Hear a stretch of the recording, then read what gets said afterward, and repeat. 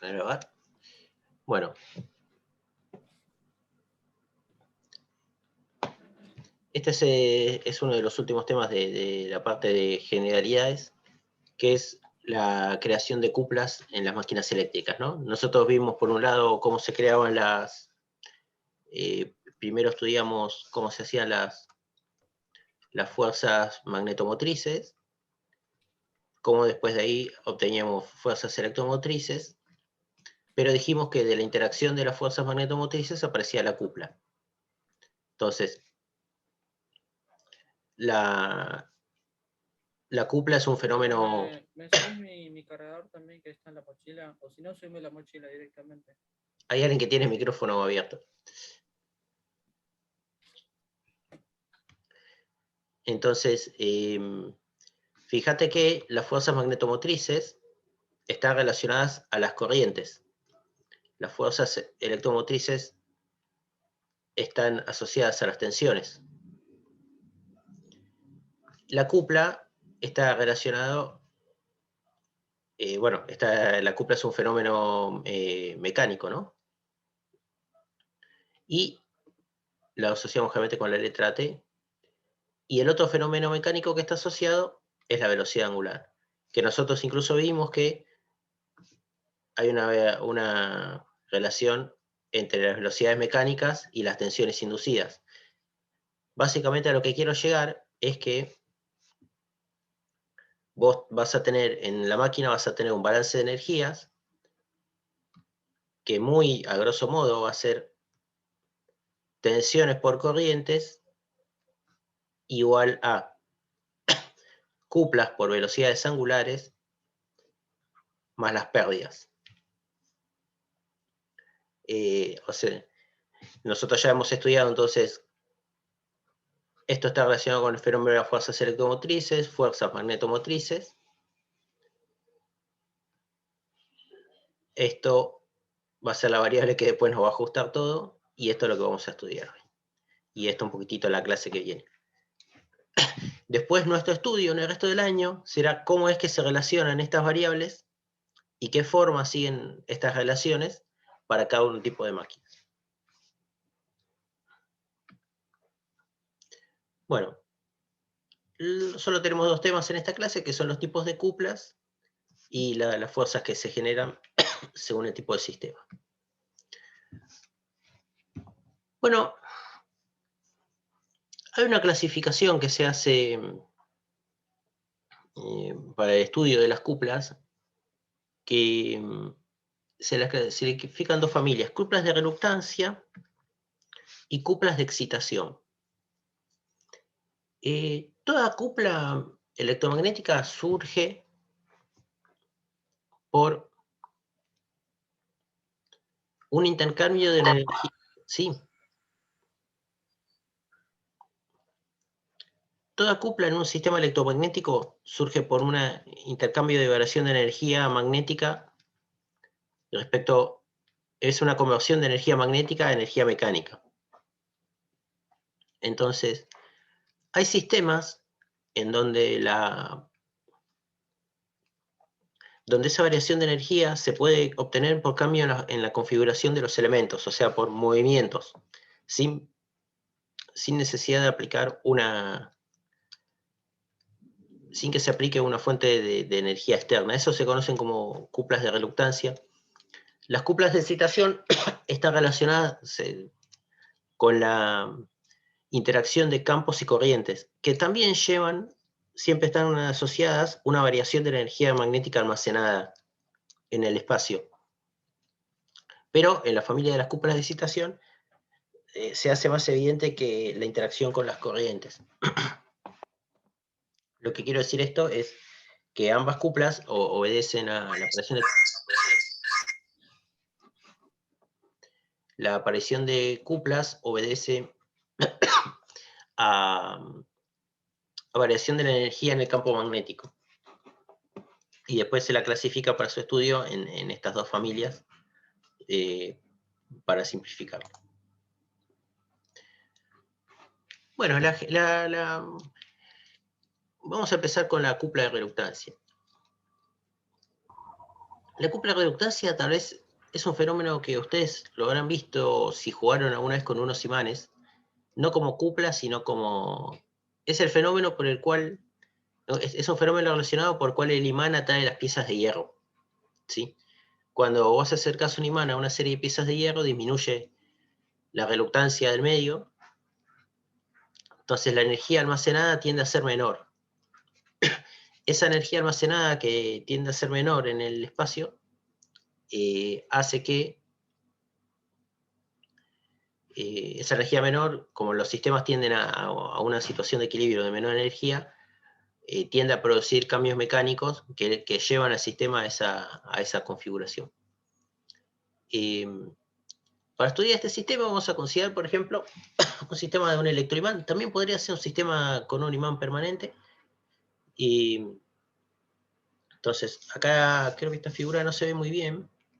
Lo que vos tenés es un yugo de hierro, que es este camino, ¿sí? Y después vas a tener acá una pieza de hierro, esta que está aquí, ¿no? Y esta pieza de hierro puede girar libremente, eso es lo que se expresa con esta línea punteada.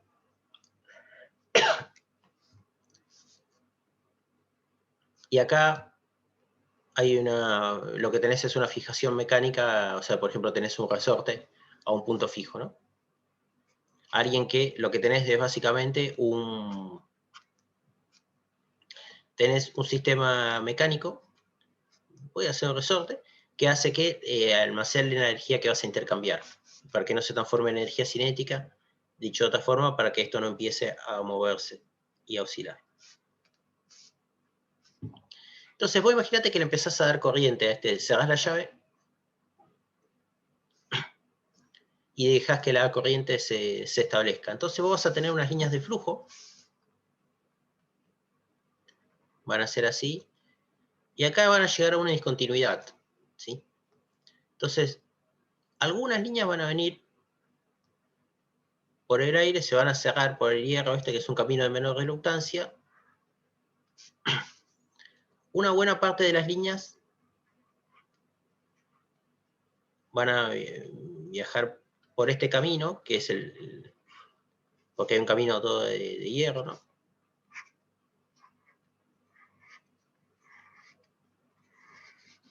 Bueno, y una pequeña cantidad va a venir por este camino, ¿no?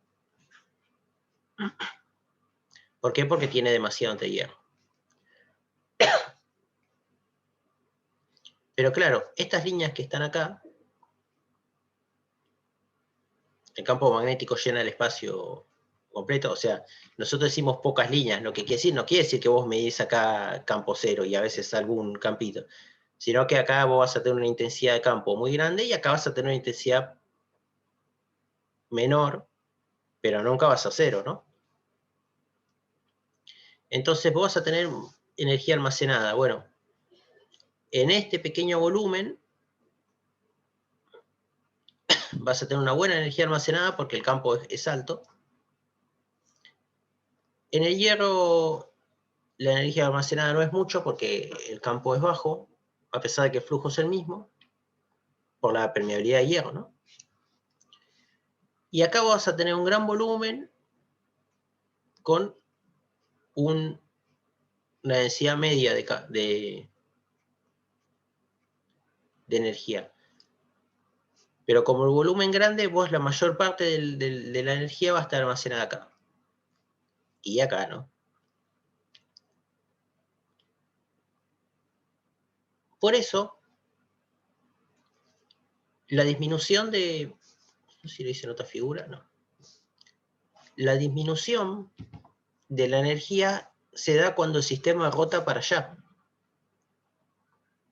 ¿Sí?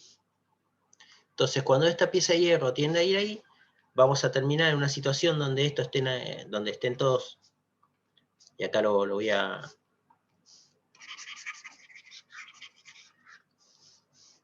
Para sobreescribirlo, lo voy a borrar. Entonces, la situación final va a ser una situación donde este yugo móvil esté acá, Creo que tal vez no elegí el mejor color. Y las líneas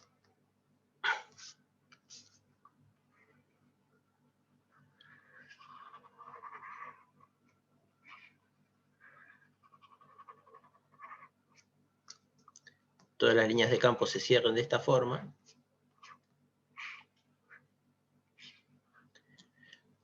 Esta posición con el yugo en forma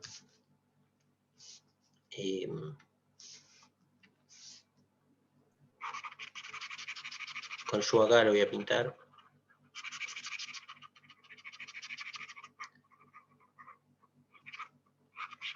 Con el yugo alineado con el campo, es la posición de mínima energía y es la posición estable. Si yo trato de forzar el yugo hacia cualquiera de los lados, lo que me va a pasar, en esta posición va a ser la posición estable, y si yo lo trato de hacer girar hacia cualquiera de los lados, voy a tener que hacer un trabajo mecánico extra. ¿Se entiende hasta acá? Esta idea en forma fenomenológica o intuitiva, digamos. Sí, te hago una consulta, Perfecto. Juan. ¿De qué material era el yugo? Muy buena pregunta, señor. No sé, no llegué a ver quién la hizo. Tiene que ser de un material, para que esto suceda, tiene que ser de un material ferromagnético muy permeable. Si es aluminio, si es un material que sea conductor o no conductor, pero que tenga una permeabilidad cercana del vacío, no va a suceder esto. Es una buena pregunta. Tiene que ser de hierro, ¿no? Gracias.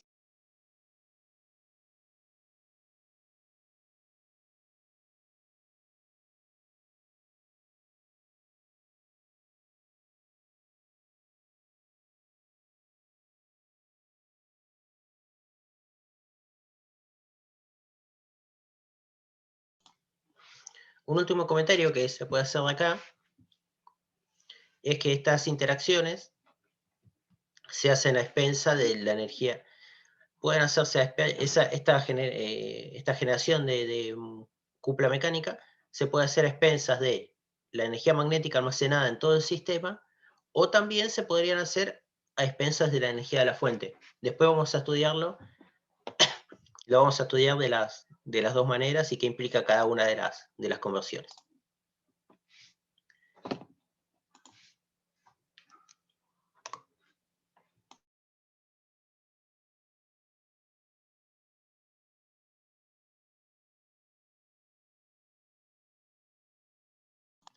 Para empezar a formalizar este concepto, bueno, nosotros lo que podemos decir es que el flujo que circula por la bobina, que circula por el yugo, es función de la fuerza magnetomotriz y del entrehierro, o sea, del espacio abierto. La corriente continua que circula, la fuerza magnetomotriz está relacionada a la corriente continua que circula por la bobina, y es la fuerza magnetomotriz es igual a la cantidad de espiras por la corriente que circula, ¿no? Eso es lo que hemos estudiado hasta ahora. Y el flujo también se puede decir que es, por definición, es la integral del campo magnético a través de una superficie. En este caso, si nos volvemos a una sección constante, S, donde podemos asumir que flujo constante, phi es B por S.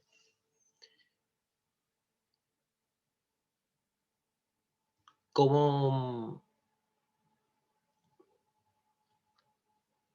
el entrehierro depende de la posición, el flujo también termina dependiendo de la posición. ¿Por qué depende de la posición? O sea, el flujo, porque varía la reluctancia. Haciendo la suposición de que toda la fuerza magnetomotriz cae en el entrehierro, entonces ahí nos damos cuenta de que si bajo esa suposición es fácil asumir que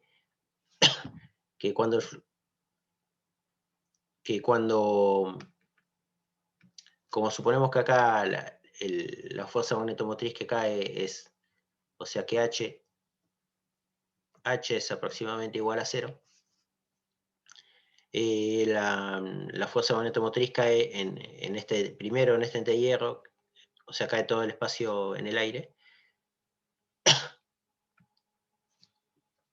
Bueno, ahí hablamos de la cupla, que aparece el fenómeno de una cupla de alineación.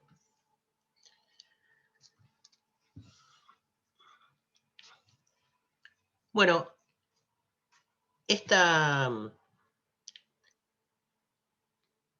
cupla obedece entonces a una, como hablamos, tiene una posición más estable, que es cuando los campos están alineados. Si yo grafico la posición del yugo, respecto al eje de la bobina, esta es la figura anterior, pero simplificada, voy a ver que cuando el yugo está perfectamente alineado, así, la cupla es 0.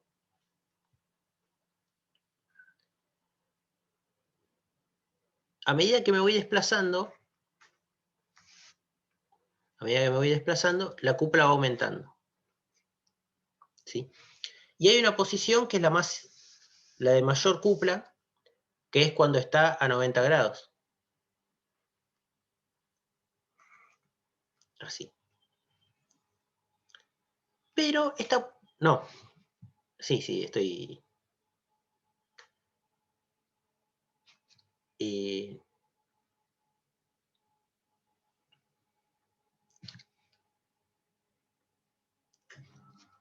estoy acá, disculpen, esta flecha. No estoy. Si este yugo no está magnetizado, esta es una posición que es la de mayor cupla, pero también es... bueno, nada, tiene esta... Disculpen, acá estaban cambiados los... si este cuplo... tengo acá cambiadas las variables. Esto es pi sobre 4. Está está geotográfico. Este es pi sobre 4. Este es pi sobre 2. Y esto es pi. Ahí está. Porque...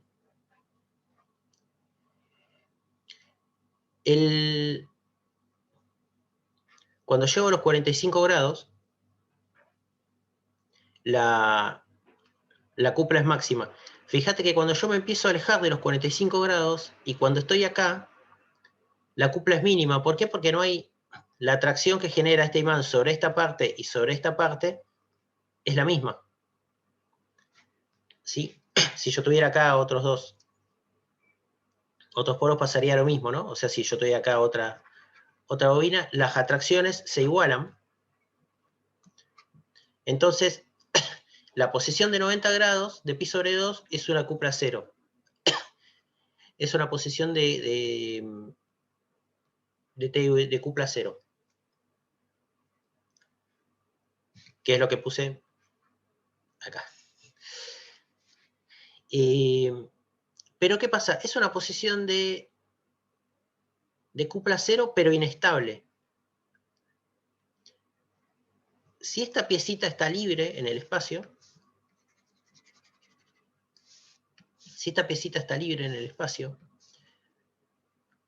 y está ligeramente inclinada hacia acá, la cupla la va a tender a alinear hacia allá.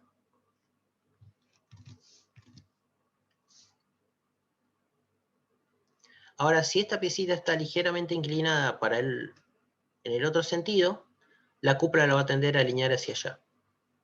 Entonces vos tenés los 90 grados son una posición de cupla 0, pero inestable. Cualquier perturbación tiende a alinearlo en alguno de los dos lados. Después vas a tener otra posición de máxima cupla cuando estés en 135 grados. Y por último vas a volver a tener otra posición de cupla 0 cuando vuelvas a estar alineado, pero girado. ¿Se entiende hasta acá? ¿Alguna consulta?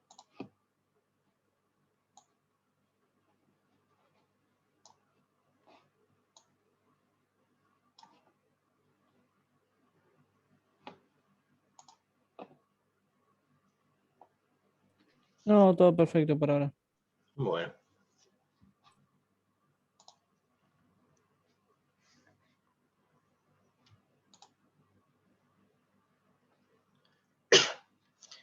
Lo que me pregunto es qué pasa si yo tengo un estator de polos salientes y un rotor de polos lisos.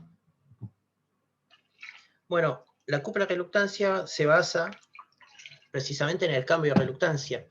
Con esta configuración vemos que no hay ningún punto, no hay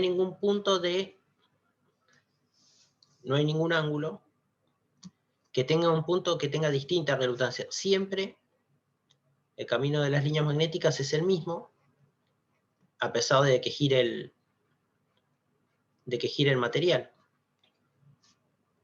Entonces, en principio, no hay una reluctancia. Sí, esto siempre asumiendo que aquí esté bobinado. En cambio, ahora imagínate que yo pongo el bobinado en el rotor.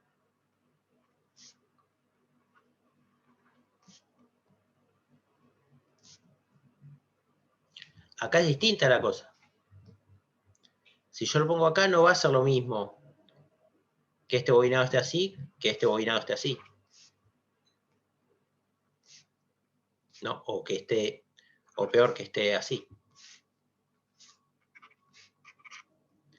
Entonces, si está así, por ejemplo, va a estar en una situación de equilibrio, que va a buscar esta posición,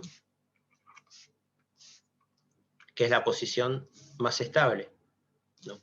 En esta posición, la mayor parte del flujo se concentra en este entehierro, y entonces tenés una cupla, un sistema estable. Y en este caso muy simplificado, vos no vas a tener una gran cupla hasta que vas a tener una cupla bastante parecida hasta que esto se acerque aquí, ¿no?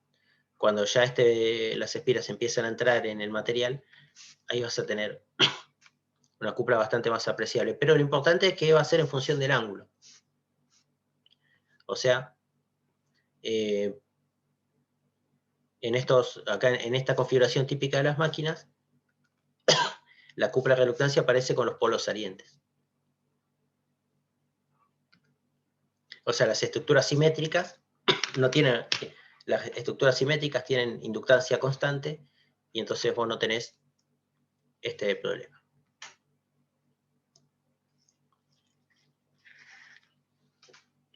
La otra cupla que hay es la cupla de excitación. Bueno, la cupla de excitación se da por la interacción entre los campos magnéticos de dos piezas distintas. O sea, sí, por dos piezas. O sea, tenés dos partes que crean campos magnéticos. En este caso, un estator y un rotor. Entonces, por el principio de alineación de polos, lo que va a pasar es que si vos excitás con una corriente el estator y el rotor, van a aparecer una serie de polos, y estos polos se van a tener que alinear los nortes con los sur, que es la posición de menor energía del sistema. Esa cupla va a ser función del ángulo que vos tengas. Y entonces, acá sí vale el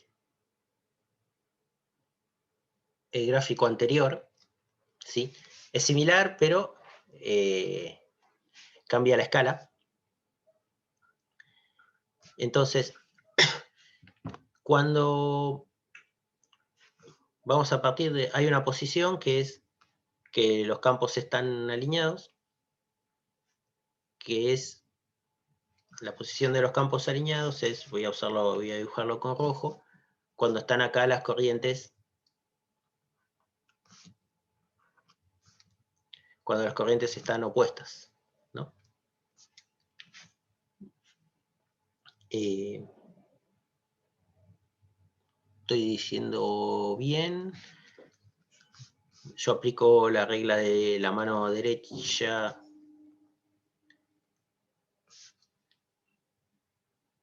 Si aplico la regla de la mano derecha para acá, esto genera un campo así. Entonces acá tenés un polo norte.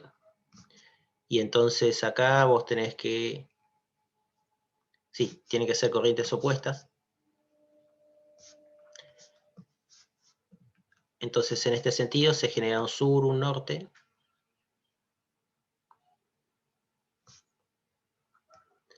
Un sur y un norte aquí. Entonces en el ángulo cero, cuando están todas las corrientes alineadas,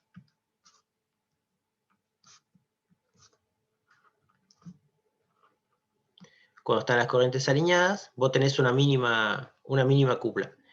A medida que vos vas girando, cuando vos estás en la posición de 90 grados, aquí, tenés la máxima cupla, donde tenés esa cupla todavía tiende a alinear, lo que tiende a hacer esa cupla hasta este momento es restaurar la posición inicial, hacia allá. Después vas a tener una posición donde las corrientes se van a oponer.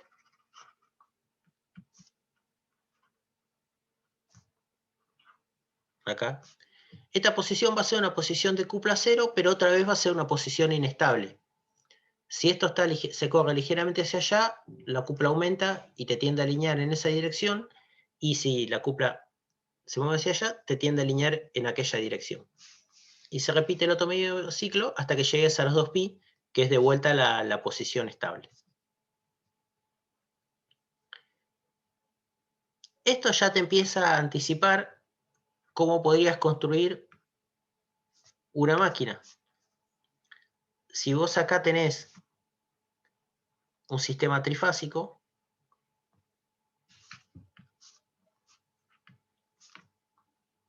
ya vimos que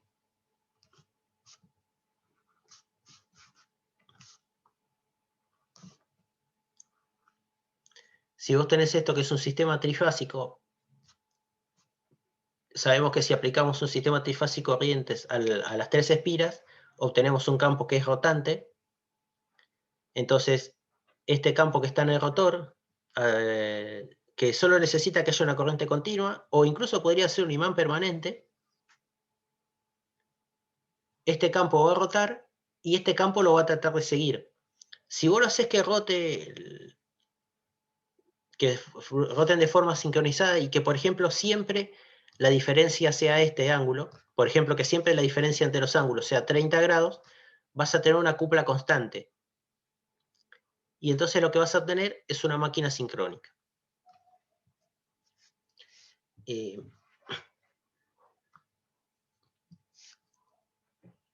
También podrías agarrar y podrías quitar una sección del...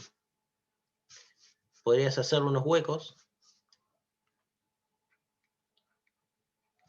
Así, por ejemplo. Y entonces la máquina tendría un camino de reluctancia. Tendrías un camino de menor reluctancia acá y mayor reluctancia. Entonces, volviendo a la figura anterior, vos obtendrías podrías obtener una cupla de reluctancia usando el campo rotante.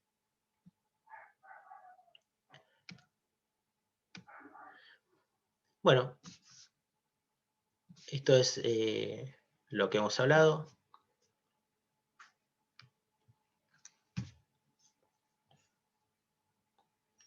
Bueno, llega la hora, entonces, ¿se entiende hasta acá la fenomenología de ambas cuplas?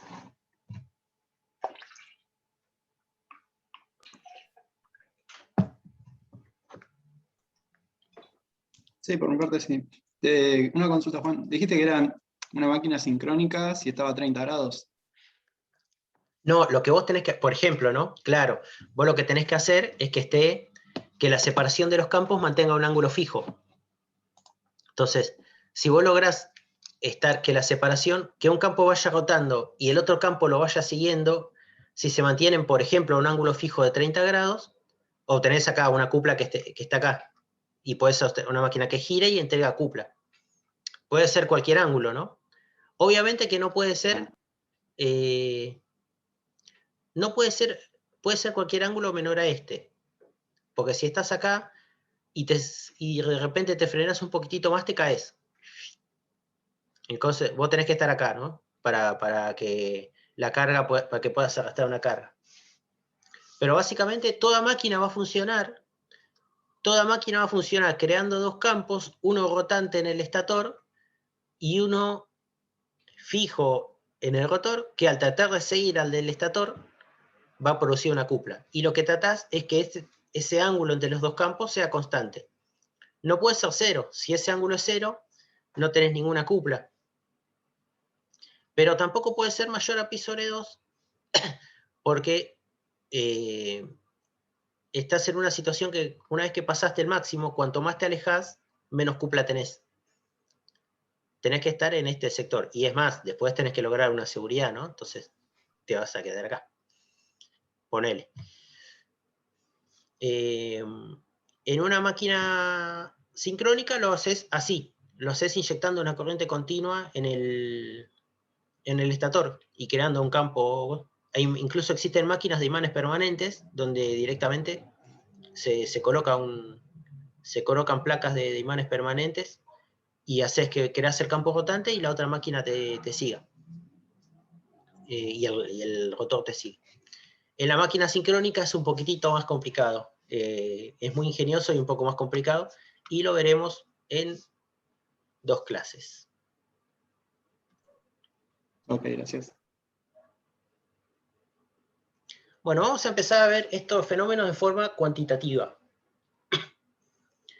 O por lo menos... Todo esto dijimos que las cuplas van a aparecer por relación de las energías almacenadas. Entonces lo que tenemos que calcular es la energía almacenada.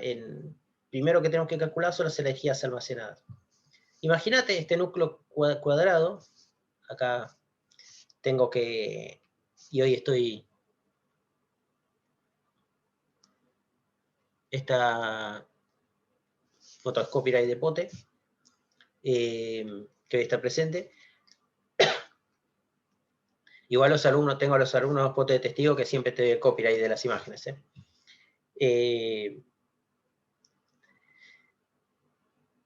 Nosotros vamos a tener un hierro que puede llegar a tener un pequeño gap, o no, y vamos a calcular la energía almacenada en este sistema, ¿no? Por este tipo de configuración, vamos a asumir que el campo en el espacio es 0, está todo concentrado en el núcleo. Este núcleo va a tener una sección constante, igual a S. Y entonces va a circular una corriente I y va a aparecer una fuerza contraelectromotriz E.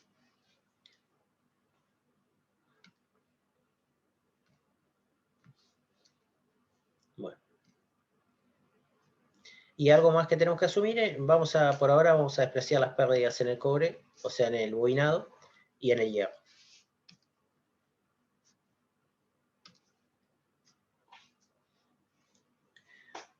Cuando cerramos la llave, esta llave acá, aparece una corriente I, que en principio no va a ser continua, sino que, porque hay una inductancia, ¿no? Entonces, esta corriente va a ir aumentando en forma exponencial.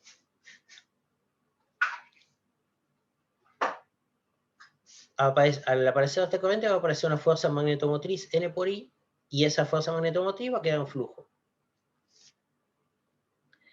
La variación de este flujo, como la corriente es variable, crea o mejor dicho, la variación del flujo crea una fuerza electromotriz sobre la bobina, esta, que se opone a la tensión que la genera, ¿no? Entonces, por eso la corriente arranca siendo 0. Entonces este flujo se opone y aparece la fuerza electromotriz E, que es N de φ de T.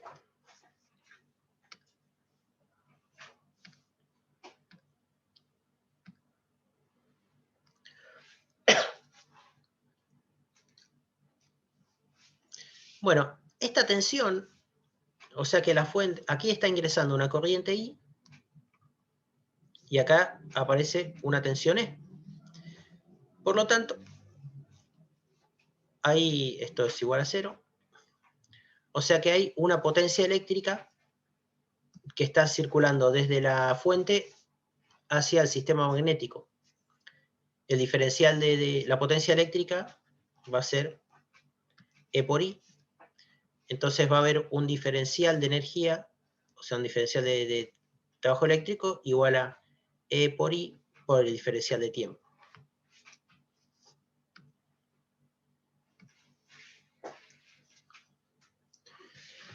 Este diferencial, ahora claro, E es N por dφ de T.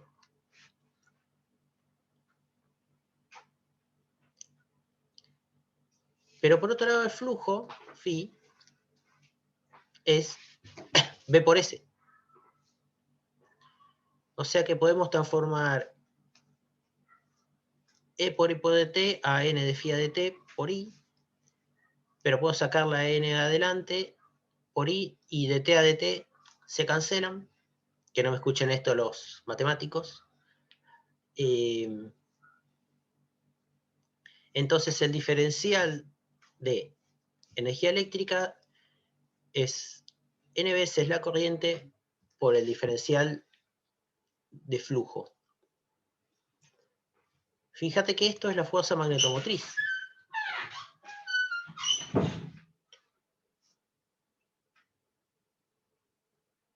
Y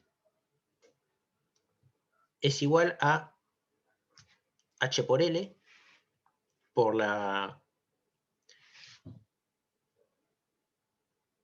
balance de fuerzas magnetomotrices, por la ley de Ampère. Y el diferencial de flujo, el flujo es B por S, porque estamos suponiendo que es constante en toda la sección.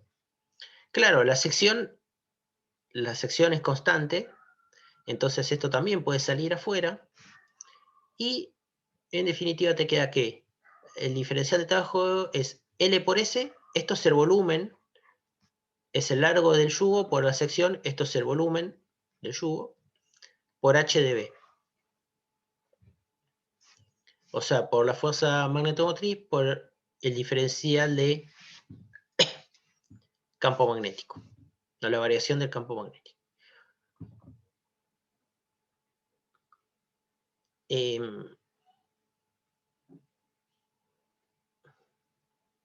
En definitiva, entonces, el diferencial de energía por unidad de volumen es H de B, y para obtener entonces toda la energía eléctrica que está ingresando al sistema, tengo que, para llevarlo de un estado de magnetización 0 a un estado de magnetización B, integrar H de B.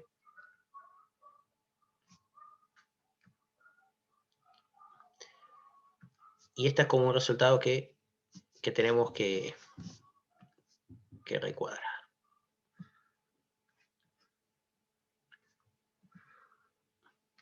Acá en otra versión del apunte voy a poner esto, si quieren pónganlo en minúsculas, que es porque es por volumen. ¿Sí? Y la W la dejamos para el total del volumen. Bueno, por el concepto de conservación de la energía, toda esta energía se transforma en energía magnética.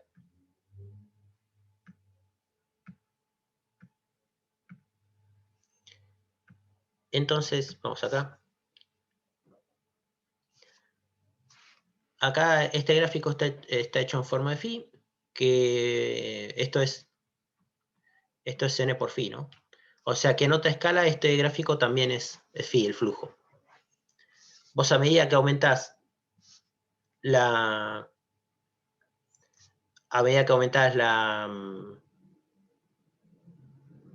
corriente que circula por el sistema, se va almacenando energía magnética,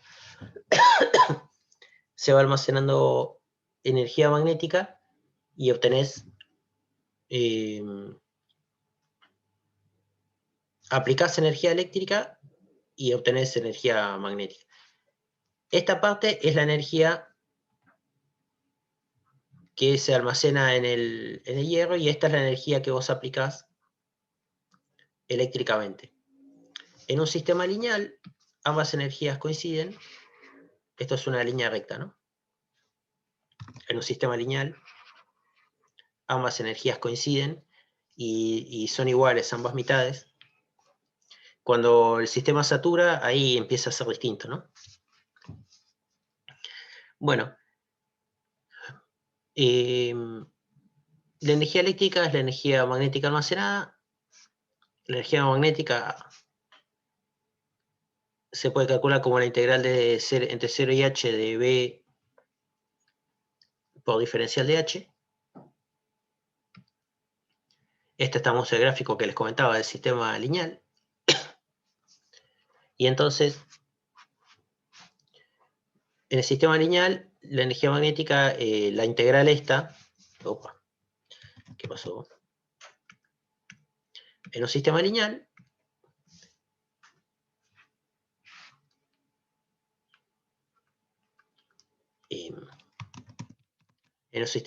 B es igual a mu por h, ¿no? Simplemente. Entonces esta integral pasa a ser la integral entre 0 y h de mu 0 por h por diferencial de h. O sea, la integral de x de x es un medio de x cuadrado. Ah, bueno, esto es lo que estaba puesto acá. Entonces la energía magnética almacenada es un medio por unidad de volumen de mu 0 por h al cuadrado.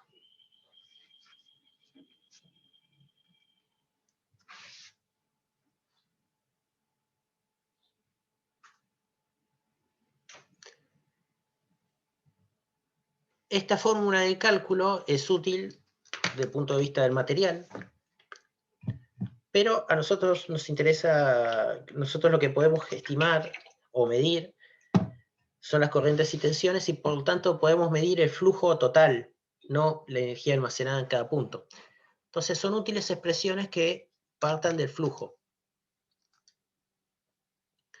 Bueno, bajo las suposiciones de nuestro sistema, B, la inducción es el flujo sobre la superficie, y H es la fuerza magnetomotriz sobre el largo. Entonces yo puedo reemplazar estas dos expresiones. B es phi sobre S, y H es F sobre L. Entonces el diferencial de... Fíjate que reorganizo estas variables, y L por S es el volumen. Entonces lo puedo pasar multiplicando, y digo que la energía magnética por unidad de volumen por el volumen, o sea, la energía magnética total almacenada en la máquina, es un medio de F por phi.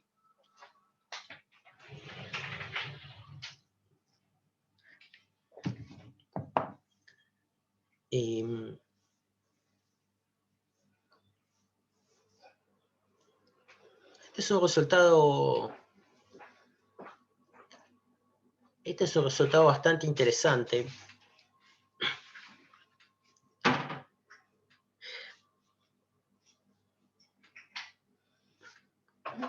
porque para un determinado bobinado, a mí me parece muy interesante, porque para un determinado bobinado, esto está relacionado a la corriente que está en el bobinado. Para un bobinado particular, ¿no? Y el flujo está relacionado a esta corriente y a los materiales, a las corrientes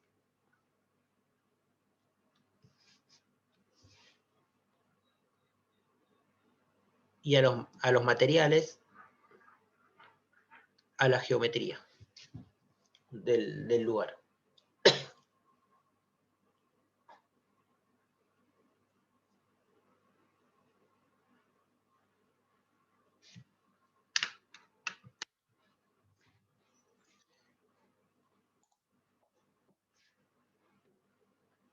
Y ahora vamos a ver que esta expresión va a ser muy útil para calcular, estas expresiones van a ser útiles para calcular las cuplas de la máquina.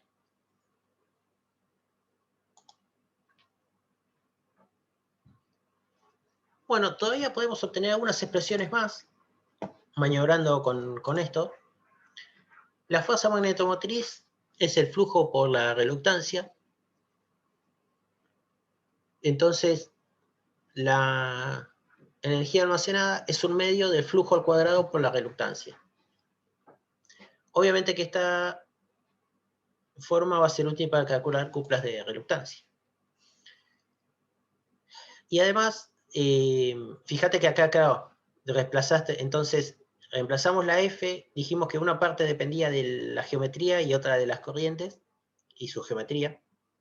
Y entonces acá pusimos todo en función del flujo que está y la geometría en función del flujo y la geometría. Y con la reluctancia especificamos la geometría de los materiales, ¿no? Además, el flujo es la fuerza magnetomotriz sobre la reluctancia, que es esta misma ecuación. Entonces, también la energía magnética almacenada es igual a la mitad de la fuerza magnetomotriz al cuadrado sobre la reluctancia. Acá expresamos todo en función de corrientes, geometría y materiales.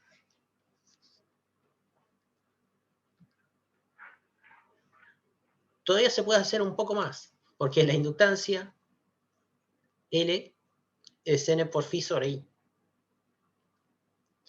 Entonces podemos reemplazar phi en cualquiera de estas en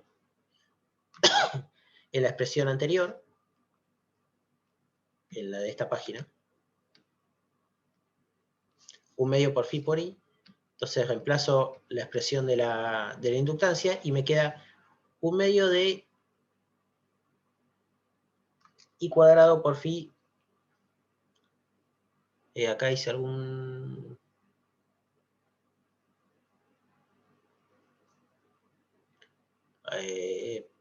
acá hice alguna manganeta. Ah, sí.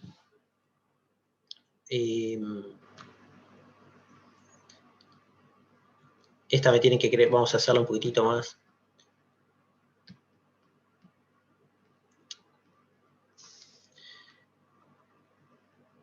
Wmag es 1/2 de phi por F.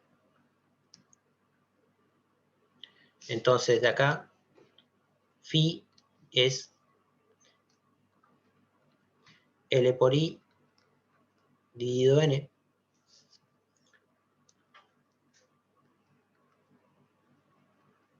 Y F,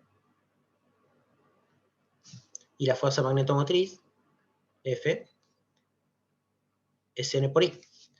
Entonces esto es N por I.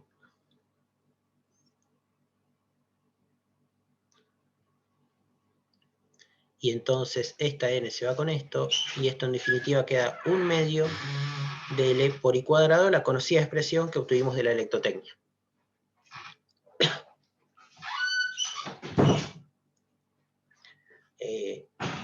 Y hasta me atrevo a decir que esta es una de las formas. Entonces, una de las formas de definir la inductancia, una de las formas físicas o prácticas, es W, la energía almacenada, sobre 1/2 de I cuadrado. La inductancia es lo que tiene la inductancia, 1/2 de I cuadrado. La inductancia es un parámetro útil en los modelos circuitales. Entonces, relacionar, nos va a ser muy interesante contar con las inductancias, con valores de inductancia de la máquina, porque nos va a poder hacer un modelo circuital, un modelo con resistencias, inductancias y capacitores, de una situación que está distribuida en el espacio, de una distribución de campos magnéticos en el espacio. Entonces, contar con ese parámetro va a ser muy interesante. Bueno. ¿Consultas hasta acá?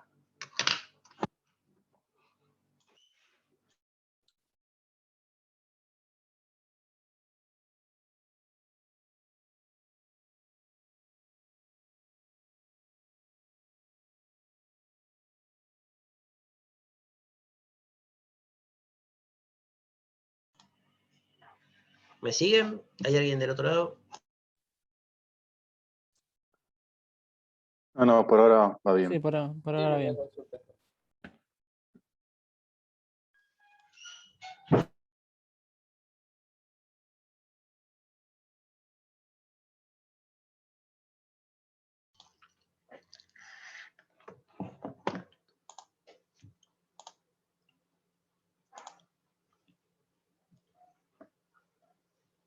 Bueno, ya analizamos qué pasa con la energía almacenada. ¿Cómo es la energía, no? Entonces, el principio de trabajos virtuales nos va a permitir analizar las fuerzas que aparecen y las cuplas en función de esa energía. Nosotros conseguimos un electroimán, que es un sistema que se usa para explicar este tema. Entonces, al electroimán le ponemos un eje y suponemos un desplazamiento. El imán está constituido por un circuito de material ferromagnético, un circuito eléctrico de n vueltas, un flujo concatenado psi igual a n por phi. Vamos a despreciar la resistencia. Vamos a poner un eje en una posición inicial, 0, y vamos a analizar el desplazamiento o un desplazamiento a partir de una posición x. O sea, un desplazamiento que lo mediremos con la variable x. Y va a haber un flujo que va a circular a través del circuito magnético, ¿no? Que está representado por la línea punteada. Obviamente que la posición de menor energía de este sistema va a ser esta, ¿no? El yugo acá cerrado, donde el entehierro sea mínimo, acá y acá. Y entonces, cuando nosotros, o sea que, independientemente de los signos, de las polaridades, independientemente de las polaridades del sistema, si nosotros, para correr el yugo en esta posición, vamos a nosotros necesitar hacer una fuerza hacia allá. O sea, el sistema externo va a tener que hacer una fuerza para tratar de despegar los imanes, que es el efecto que todos sabemos que pasa con los imanes, que cuando están juntos después hay que hacer fuerza para despegarlos.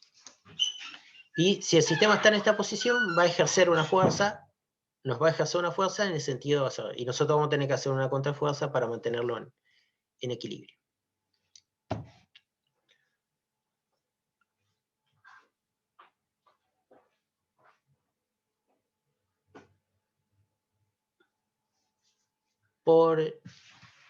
Esta es chiquita, acá. Por el principio se conoce como principio de los trabajos virtuales. El trabajo que tiene que hacer el sistema magnético, el trabajo que se hace para mover un diferencial hacia ese lado es el diferencial de trabajo mecánico, ¿no? F, la fuerza por la distancia, o sea, F por dx. Y esta cantidad de energía también va a tener que ser compensada por la variación de la energía magnética.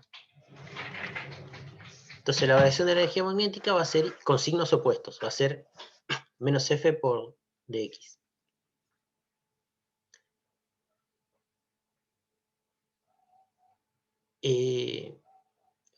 El cambio de la energía magnética va a ser, por unidad de volumen, va a ser H por dB. Pero además, este cambio de H y B va a cambiar un flujo, y en una variación del flujo va a hacer aparecer una tensión en este bobinado. O sea, si te varía el flujo acá, vas a tener una tensión que va a ser la derivada de phi, n de phi respecto de t. O sea que vos tenés tres energías que van a estar implicadas. Por el principio de conservación de la energía, esas energías se van a tener que conservar. Y lo vamos a expresar así. El diferencial de trabajo eléctrico va a ser igual a la diferencia, o sea, la variación de trabajo eléctrico va a ser la variación de la energía magnética más el diferencial de trabajo mecánico. O sea, lo que entra al sistema es igual a lo que se traduce al exterior como trabajo mecánico más la energía magnética almacenada y sus variaciones. Esto se puede hacer de dos formas básicas, ¿no? Un poco como lo vieron en termodinámica, los que hayan hecho, ¿no? Que uno podía hacer, ¿se acuerdan que en termodinámica uno podía hacer una transformación a temperatura constante, a presión constante o volumen constante? Bueno, acá nosotros podemos hacer transformaciones, por ejemplo, a flujo constante. Esta es una transformación a flujo constante. Entonces, cuando la pieza se mueve, lo que hay que hacer es variar la corriente de la misma manera para que el flujo se mantenga constante. La otra sería una variación a corriente constante, ¿no? En este sentido.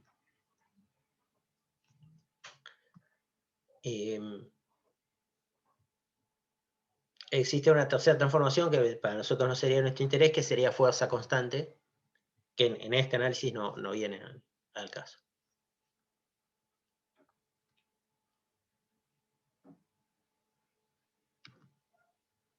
Si lo hacemos a flujo constante, vos tenés que variar, la pieza va a variar la distancia. Al variar la distancia va a cambiar la reluctancia.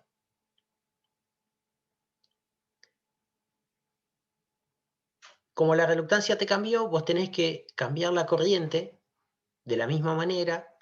¿Para qué? Por ejemplo, si la reluctancia disminuye, el flujo va a ser mayor. Entonces vos tenés que disminuir la corriente para que el flujo se mantenga igual.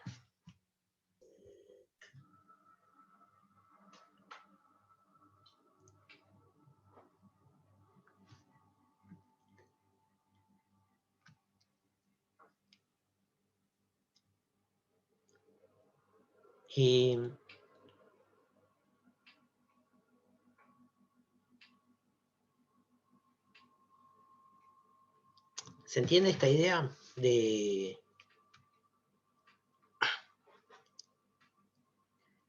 variación a flujo constante? Acá viene entonces una...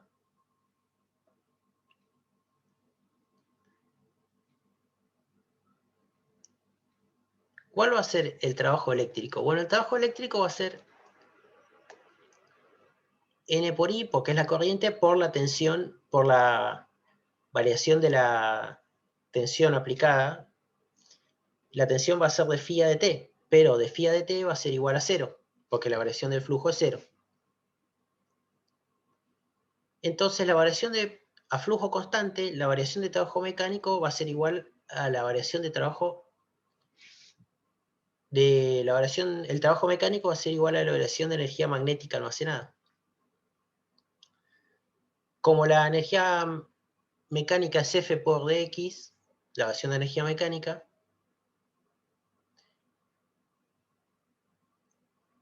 a flujo constante, la fuerza que se va a producir es, y este es el resultado más importante, la fuerza es la variación de la energía magnética respecto a la distancia. Si nos vamos al sistema lineal, para no complicarlo demasiado, la energía magnética es un medio de flujo por la reluctancia al cuadrado. Luego, F, que es la derivada de la energía magnética respecto al tiempo, es un medio de phi. Esta expresión es un poco más complicada, ¿no? F igual a dw dx es un medio de, usando la regla, un medio de 2 veces la derivada de phi respecto a x por la reluctancia más un medio de phi cuadrado por la derivada de la reluctancia respecto a x. Pero como phi es constante, este término se anula. Y entonces te queda este que está acá. La fuerza es un medio de el flujo al cuadrado por la derivada de la reluctancia respecto a x. Recuerden que se acordaron que el cálculo de la reluctancia por sí mismo era un poco tedioso. Así que esta fórmula nos va a quedar más como una posibilidad teórica que como una fórmula práctica.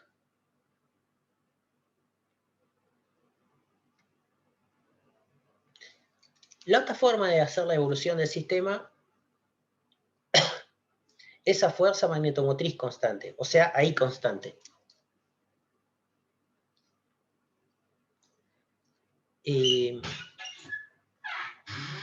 La fuerza siempre va a ser la variación de la energía magnética respecto a la distancia, respecto a X. A fuerza magnetomotriz constante lo que te va a variar es el flujo, y por ende lo que te va a variar es la energía que está almacenada adentro del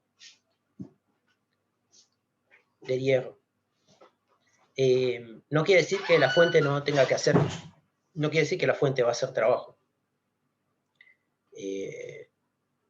Bueno, vas a tener variación de la corriente, pero nadie dijo que no vayas a tener variación de la... No sabemos en principio que no vayas a tener variación de la tensión, y entonces no quiere decir que la fuente no vaya a producir trabajo. Se entiende que cuando decimos variación de la tensión, es, si vos imaginas el sistema con la fuente continua, y tenés el solenoide, es muy grande este,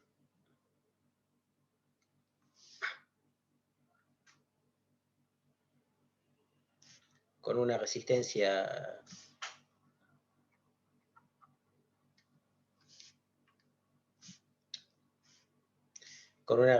que es distinta de cero. ¿Cómo va a ser la tensión a la que nos referimos? Es esta tensión, ¿no? La tensión a la que nos referimos, esta tensión. ¿Cómo va a ser la corriente de este sistema? Uy.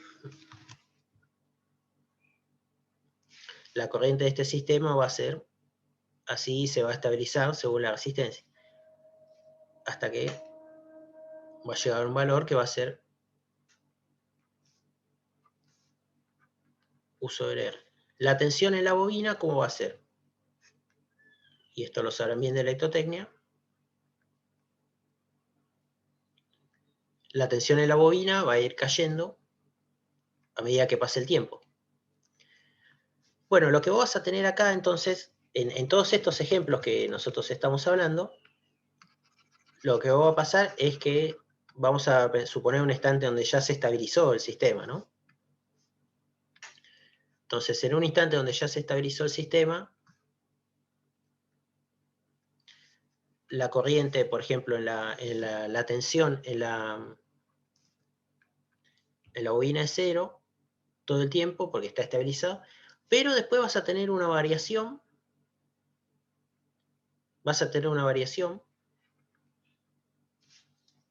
que va a estar dada por cuando se produzca el trabajo mecánico, vas a tener, o podrás llegar a tener una variación. Ya vimos que en el caso de flujo constante, no había variación de tensión y por lo tanto no había trabajo, era igual a cero, entonces no había trabajo de la fuente. Y el trabajo eléctrico va a ser la integral, si esto sucede entre un instante t1 y t2, va a ser la integral entre t1 y t2 de E por I por dt.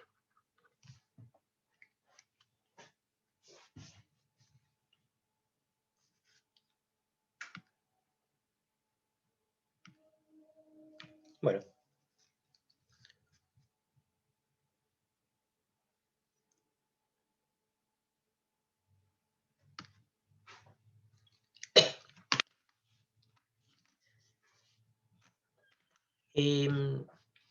Así.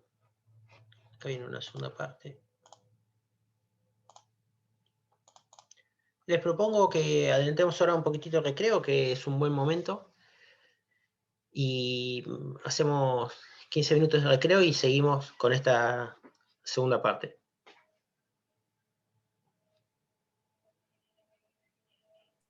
Perfecto, Juan. Bien. ¿Consultas hasta acá?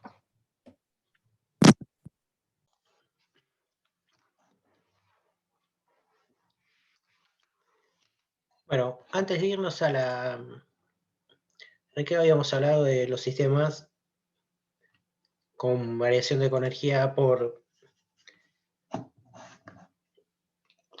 mediante variación del campo magnético constante o a flujo constante y a fuerza magnetomotriz constante. Bueno, y vamos a ver qué pasa en un sistema doblemente excitado ahora, que es el caso usual de las máquinas, ¿no? Habíamos visto este diagrama donde teníamos el estator y el rotor de una máquina, donde tenían de aparecer una alineación de polos en ambas máquinas.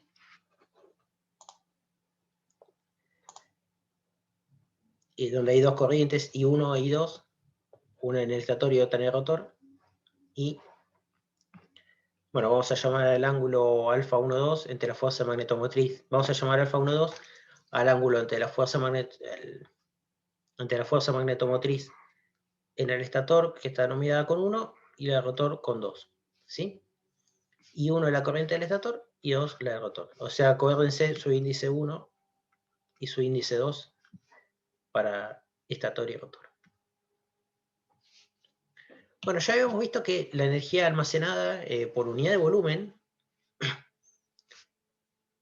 era 1/2 de B por H, y esta energía almacenada en este sistema en particular va a estar en función del ángulo θ. El sistema es totalmente simétrico en el espacio.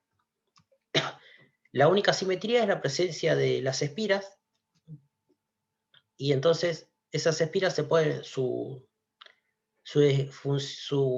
descripción de su configuración espacial puede ser totalmente resumida en función de este ángulo θ.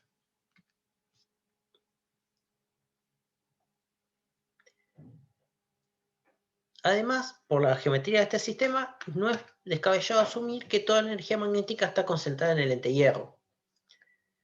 Y en el entehierro es un sistema lineal con permeabilidad μ0.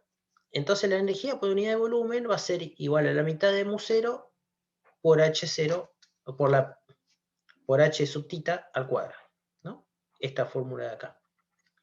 1/2 mu por H es... 1/2 mu por H es la... H al cuadrado es la densidad de energía, y su índice θ lo hacemos para representar que es función del ángulo.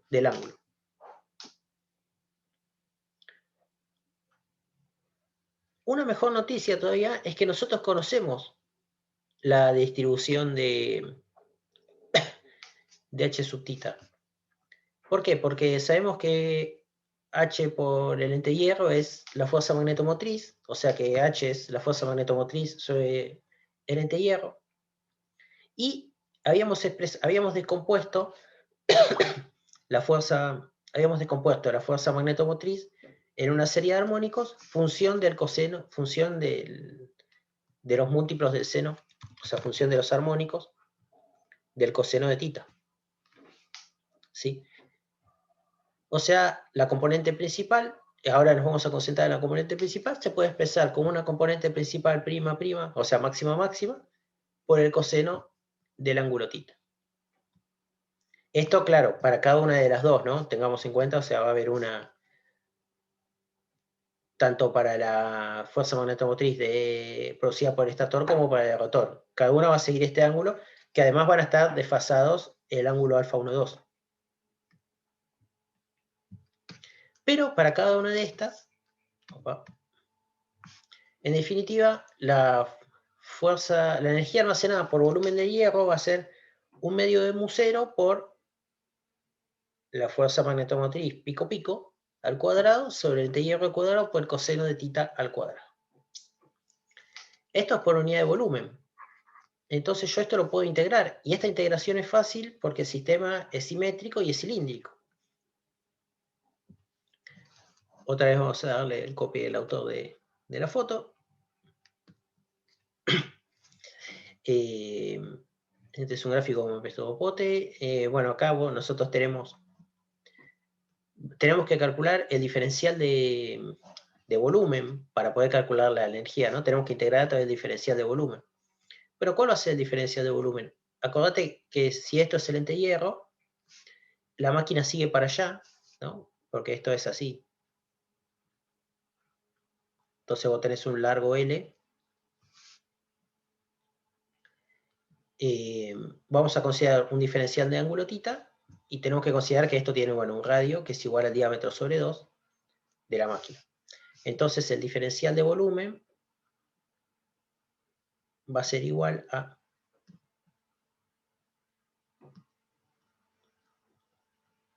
G por L por el diferencial de θ, con 0 menor o igual que θ, que 2pi. Para no generarnos confusión, nosotros vamos a recordar que este θ es geométrico. Este θ es un θ geométrico. Es geométrico porque lo estamos midiendo sobre el lente hierro real de la máquina, ¿no? No sobre los polos que se crean, sino es un ángulo que se mide con un transportador ahí sobre la máquina. ¿Se entiende?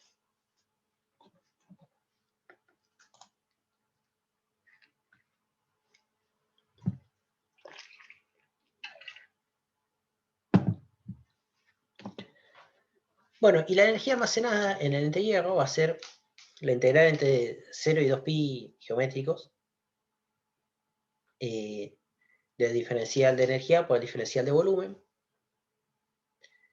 O sea, es la integral entre 0 y 2pi de medio mu 0 sobre la fuerza magnetomotriz pico pico al cuadrado sobre el lente hierro al cuadrado por el coseno de coseno al cuadrado de el ángulo geométrico. Y detalle de fundamental importancia, fíjate que esto está relacionado con la corriente y la distribución de las espiras. Esto es una característica geométrica, influye con el cuadrado. De acá viene esta importancia que le damos siempre, acá empieza a verse esta importancia del lente hierro. O sea, la energía almacenada en la máquina está en relación a la inversa del cuadrado del lente hierro.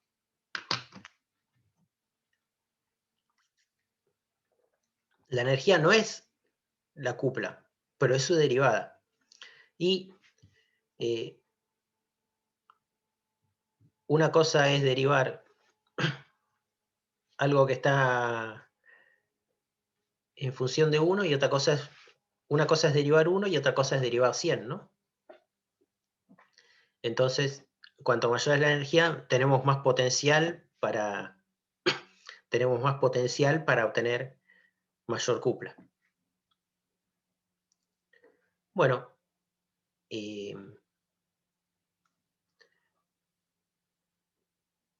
entonces acá tenemos la expresión de los diferenciales que habíamos visto antes. El radio expresamos el diámetro de la máquina.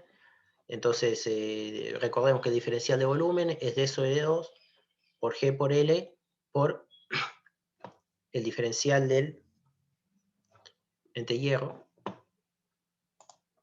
por el diferencial del ángulo, digo. Bueno, en definitiva vamos a reemplazar muchas de estas cosas en la integral. Expresamos todas las funciones, reemplazamos el diferencial. Fíjate que toda esta primera parte son constantes para este análisis. Tenemos que integrar entre 0 y 2pi el coseno de θ por el θ geométrico de B. Ahora dB es la mitad del radio por el lente hierro por largo de la máquina. Estos también son constantes. Entonces acá esta G se va a ir con este cuadrado. Y en definitiva lo que tenemos que integrar es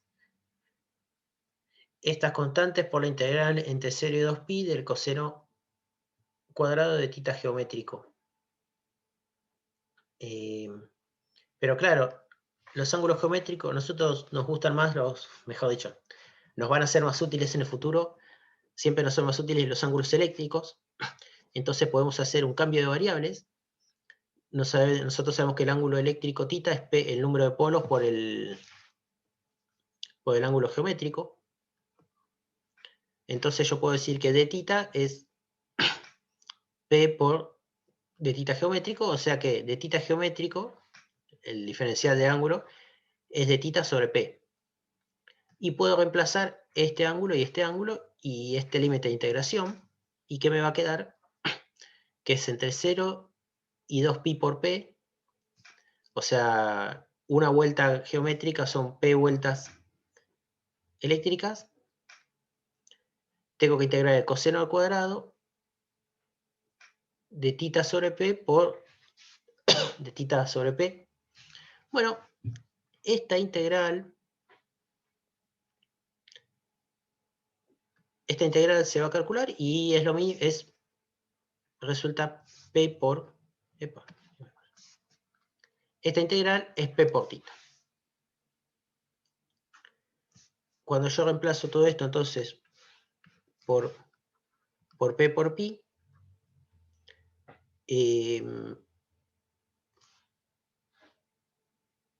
esto en definitiva va a quedar que la energía almacenada en el lente hierro es la mitad de mu 0 pi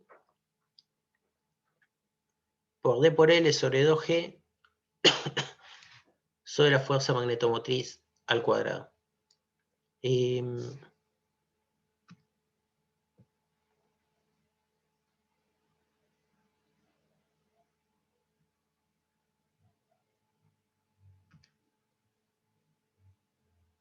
Como esta P se simplifica con... Esta P, no nos olvidemos, se simplifica con esta, ¿no? O sea, con esta que está. Y este resultado vuelve a ser interesante, como les decía entonces, porque fíjate que la energía almacenada depende de la fuerza magnetomotriz. Esto que está acá, pi por D por L, esto es esto es el perímetro de la máquina por L, esto es la superficie del lente-hierro, sobre, esto es la superficie de todo el cilindro del rotor. Y, como dijimos antes, es a la inversa del lente-hierro, ¿no? Cuanto más pequeño el lente-hierro, más energía almacenada.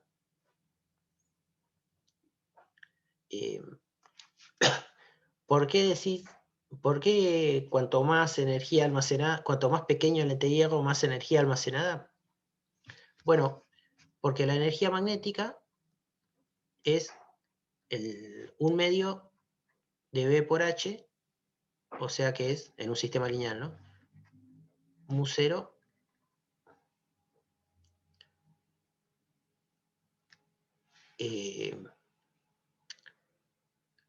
H al cuadrado. Cuando el lente-hierro disminuye, H en el lente-hierro aumenta al cuadrado. El volumen de integración es proporcional a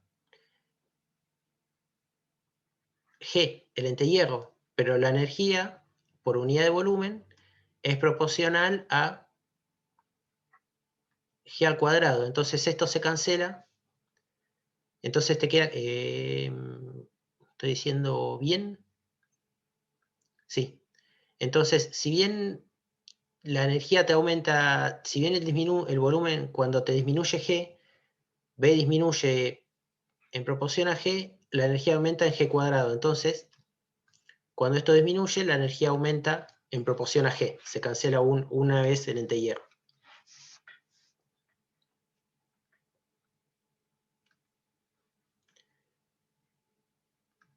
Bueno, vamos a verlo. Vamos a verlo de forma fasorial.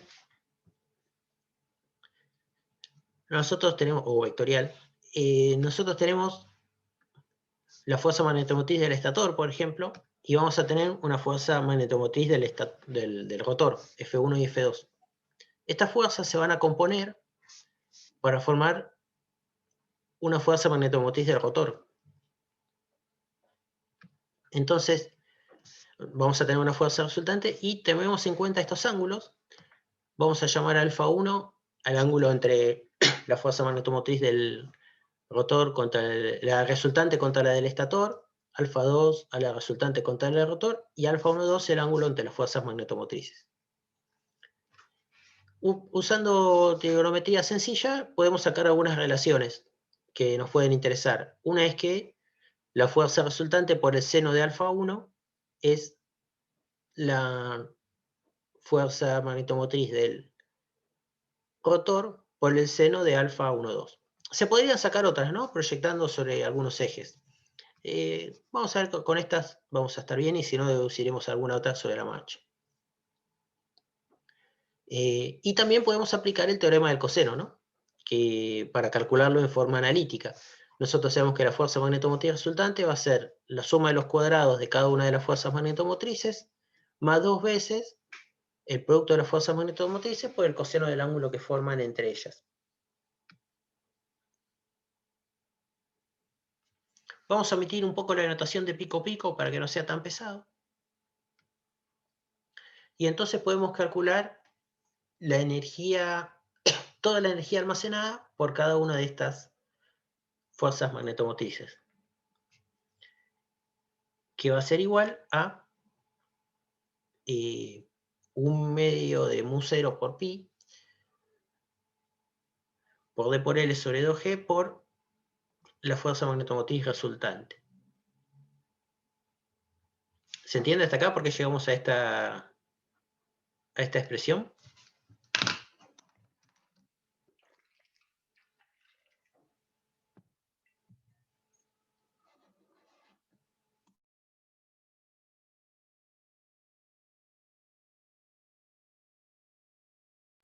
Sí, te entiendo. ¿Sí? Queda claro, ¿no?, que la distribución de fuerza magnetomotriz en el estator es senoidal, la de rotor también es senoidal, y la suma de ellas con la misma cantidad de polos, entonces la suma de ellas va a ser otra función senoidal, ¿no?, que va a tener un valor pico dado por esta expresión en función de los valores picos de las otras, pero que también va a ser senoidal. Entonces por eso yo puedo aplicar la fórmula que deduje para una... Yo puedo aplicar la fórmula que deduje para una sola fuerza resultante, ¿sí?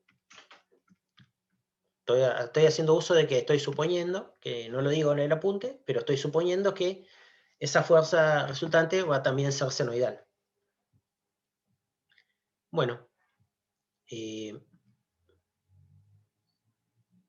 conocido la fuerza,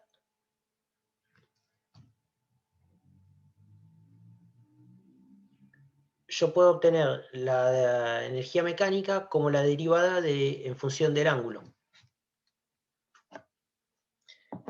Acá estamos en el caso de...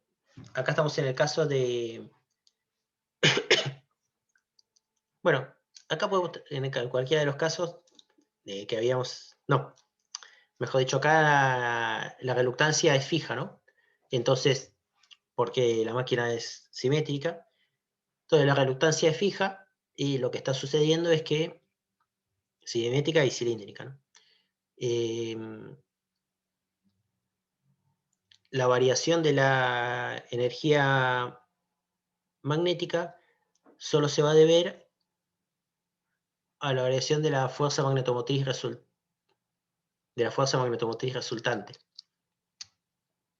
Y no me tengo que preocupar por el término de variación de reluctancia. Bueno, derivo la energía almacenada en función del ángulo, pero lo tengo que derivar respecto al ángulo geométrico, porque estoy analizando una configuración que sucede en todo el espacio, ¿no? O sea, lo que estamos variando es el ángulo que se ve, el que se mide. Pero eso se resuelve fácil porque, como la relación es lineal entre los ángulos, derivo dw derivo la energía respecto al ángulo eléctrico θ y derivo por la regla de la cadena de θ respecto a geométrico.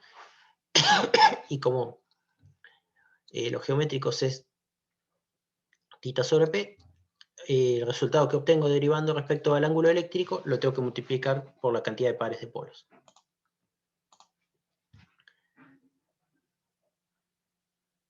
Cuando le aplico toda esta derivada a la expresión de W, obtengo esta expresión de la cupla. Esto lo vamos a ver fácil. ¿Cómo derivo de W respecto a θ?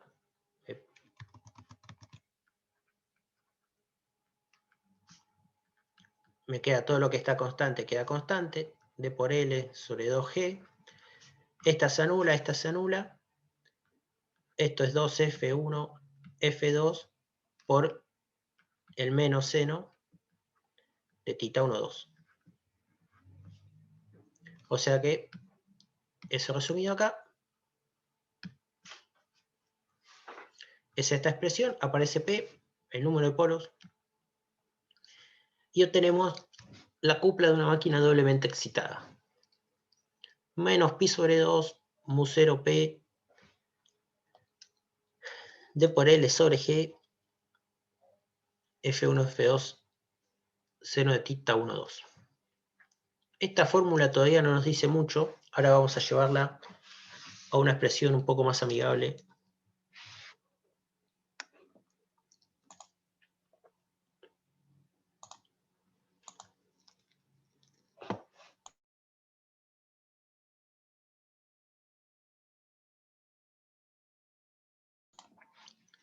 Usándole una de las identidades que obtuvimos del diagrama fasorial, podemos simplificar F2 en la expresión de la cupla, y entonces obtenemos otra expresión para la cupla, menos pi sobre 2 mu 0 P D por L sobre G, F1 FR, seno de θ1. Pero todavía... Bueno, acá ya empieza a ser interesante. Porque aparece la fuerza resultante y F1. Vamos a trabajarlo un poquitito más. Podemos relacionar el flujo con la fuerza magnetomotriz resultante. Fíjate que el flujo es D por L sobre P por G, FR, mu 0, y muchas de esas variables ya están acá. Está mu 0, está D por L, está G, está P, aunque está del lado equivocado, y está FR. Y entonces, toda esta expresión, mu 0 D por L sobre G, es flujo por la cantidad de polos. Y entonces llegamos a esta expresión. La cupla es menos pi sobre 2, el número de polos al cuadrado, de pares de polos, por el flujo total, por la fuerza magnetomotriz del estator, por ejemplo, por el seno del ángulo 1. Esta expresión, existe un equivalente que no la puse en este apunte, en función de F2. Nos dice bastantes cosas sobre la máquina, me gustaría charlar un poquitito. El flujo. Nosotros sabemos que los materiales magnéticos tienen los materiales en la técnica, los materiales, o sea, las chapas magnéticas que tenemos, tienen una saturación de 1,5, 1,2, o sea, las 1,2, 1,5 teslas, ¿sí? O sea que esto se puede trabajar un poco más arriba de flujo de la inducción de saturación, entonces se puede conocer que B es aproximadamente igual a, podemos usar 1,5, 1,7, en máquinas muy saturadas 2 Tesla, por ejemplo, ¿no? Ejemplo, una máquina entre 1,5 y 1,7 según el diseño de la máquina. 1,2 también podría ser. Pero no hay mucha variación. Entonces, es más, según el tipo de máquina, vos ya sabés, por ejemplo, en una asincrónica puedes pensar en este valor. Como B tiene entonces, B ya sabés cuál es el valor pico aproximado, entonces el flujo depende del conocido B, lo único que te necesitas saber es la superficie de la máquina.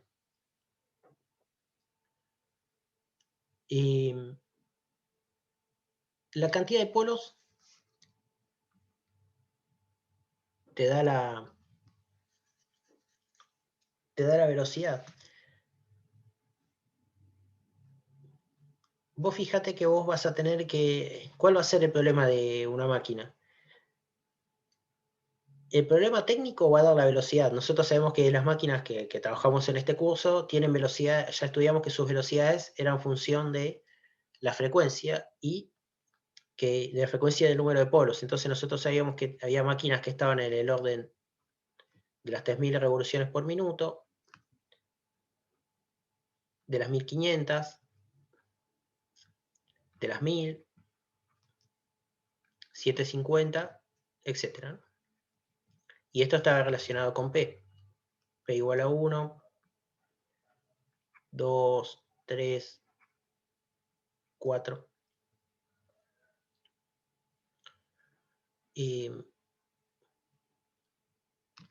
el ángulo de separación entre las fuerzas, nosotros sabemos que tiene que ser, ya lo vimos por la inestabilidad de la máquina, conocemos un ángulo, que hay un ángulo adecuado, que es aproximadamente, el valor máximo de esto sería 1, ¿no?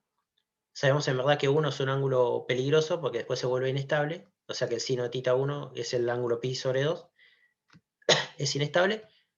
Ponerle que esto entonces lo tenés que, según el grado de seguridad que quieres tener, puede ser por ejemplo 0,8. Entonces, como ya sabes, la inducción máxima que vas a tener, los números de polos dan por la velocidad que vayas a hacer. Algo que no te conté es que F1 también viene, bueno, relacionado por el flujo que puedes obtener y por la capacidad de disipación de calor que puedes obtener, o sea, cuántos conductores puedes poner en la superficie. Lo bueno es que esto está tabulado, hay valores de referencia. Entonces, esto está fijo por el material, esto está fijo por el valor práctico por el material, esto por las consideraciones térmicas, esto tiene un valor fijo. En definitiva, lo único que te queda para jugar es la superficie de la máquina. O sea, si a vos te piden diseñar una máquina de una potencia, la potencia es omega por la cupla está dada por tu necesidad técnica, la velocidad está dada por tu velocidad técnica, entonces te queda solo la cupla, venís a la expresión de la cupla, la potencia es lo que vos necesitas para el trabajo, ¿no? Una potencia y necesitas, en definitiva, solo te queda variar la cupla, entras a la fórmula de cupla, y en la fórmula de la cupla encontrás que lo único que puedes variar, a grosso modo, ¿no? Como dimensiones principales, es la superficie, o sea, el diámetro del entierro y el largo de la máquina. Y entonces así es como se puede considerar, como se puede dimensionar aproximadamente una máquina eléctrica, ¿no? Conociendo los límites técnicos de cada uno de los factores que intervienen en la cupla, se busca una dimensión entre el diámetro y el largo. Los tamaños de las máquinas muchas máquinas están estandarizadas, entonces, o sea, tenés como una serie tenés que tener una serie de marcos donde vos tienen que funcionar tu máquina, de dimensiones normalizadas. Entonces ahí incluso ya no hay mucho más para jugar y simplemente en base al requisito que tenés de cupla y potencia, tenés que elegir el marco que se adapte.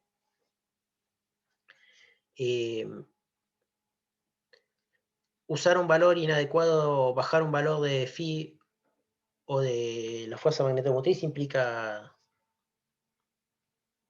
desperdiciar material.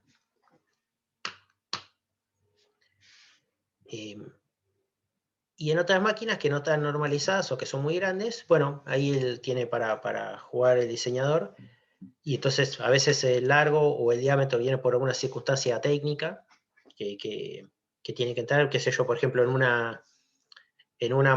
generador diésel para una locomotora, el, el diámetro me parece que va a estar un poco limitado, porque te tiene que entrar ahí en el ancho de la vía, ¿no? En la trocha, según el tamaño del carro y eso. Entonces capaz que el diseñador jugará con el largo, por ejemplo. Bueno, ¿se entiende hasta Una acá? pregunta. En el gráfico vectorial habla de los ángulos como alfa 1, alfa 2 y alfa 1, 2. Ese phi 1 sería el ángulo entre F1 y FR. Sí, sí, UCM y Phi alfa indistintamente. Después los tengo que Ah, corregir. bien, gracias.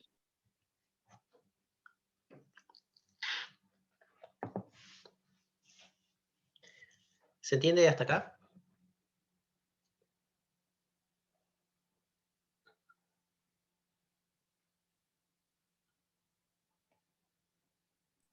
Sí, profe, una pregunta.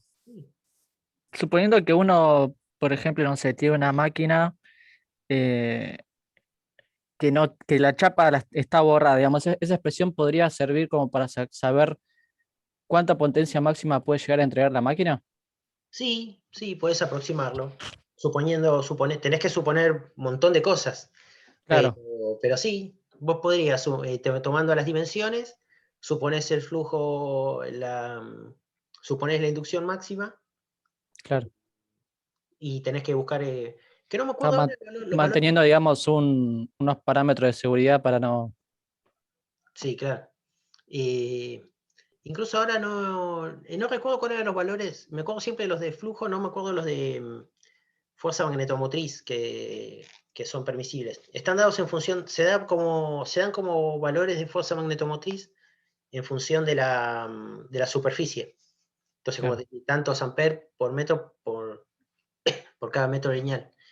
Claro, digamos, uno abriendo la máquina, digamos, y conociendo los parámetros constructivos, más o menos puede estimar cuánta potencia puede entregar la máquina, Sí, sí, sí, sí. sin Eh, saberlo por chapa, digamos. Exactamente. Generalmente Perfecto. hay otras formas más prácticas, como por tamaño, digamos. Claro, sí, sí, sí. Como los tamaños están normalizados, más o menos uno por comparación de tablas, pues, pero sí, sí, lo podría. Claro, pero digamos, si uno no supiera, digamos, exactamente la construcción adentro, digamos, abriéndola, eh, Sí, claro, claro. Sí, para usar esta fórmula uno tendría que medir la máquina, medir su claro, estatura, medir su entehierro básicamente y su largo. Su perfecto, entehierro, su gracias. largo y su diámetro. Eh,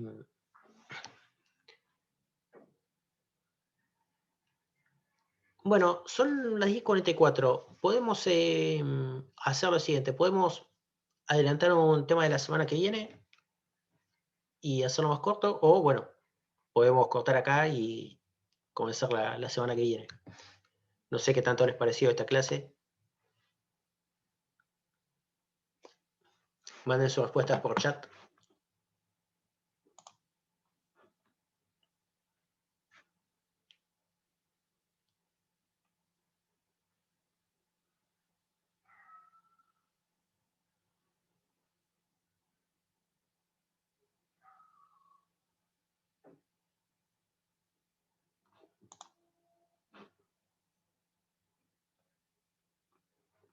¿Están ahí? ¿Hay alguno?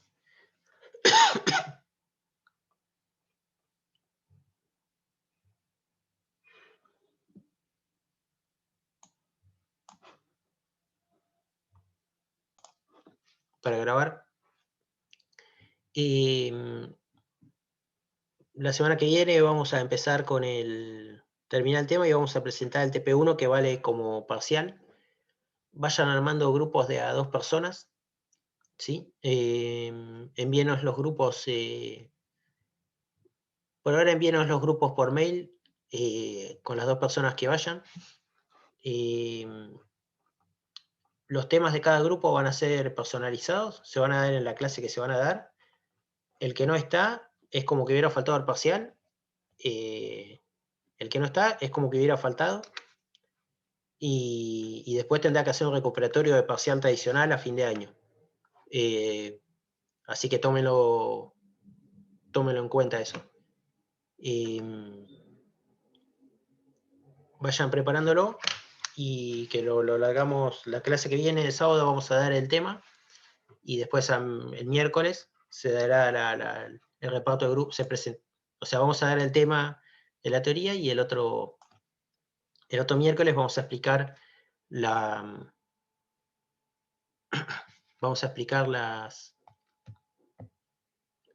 consignas del TP.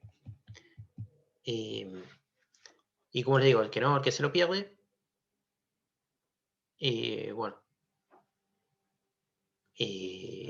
va a tener que dar recuperatorio en diciembre. Bueno, no tengo más para dar, así que si no hay consultas, cerramos. Profe, ¿podría explicar un poquito la dinámica? De nuevo, porque yo por lo menos no me puedo conectar el miércoles y creo que me perdí una parte de cómo va a ser. No, lo explicamos en otro momento, lo explicamos al principio de año y después no volvimos a retomar el tema. El grupo va a ser de a 2 personas. Los grupos van a ser de a 2. Nos tienen que enviar por mail. Envíenme a mi casilla o a la de Daniel los grupos. Yo voy a explicar la teoría del tema el sábado que viene y el otro miércoles vamos a dar las consignas. Es eso. Y después, bueno, van a tener un mes para... van a tener un mes para hacer las primeras presentaciones. Después hay una fecha donde se va a finalizar, que está en el calendario, en cronograma. Es después de las vacaciones. Y después lo van a tener que defender. Ah, ok, es una dinámica tipo parcial domiciliario, digamos. Es una dinámica tipo parcial domiciliario, sí. Perfecto, 10 puntos entonces. Muchas gracias. No, por favor.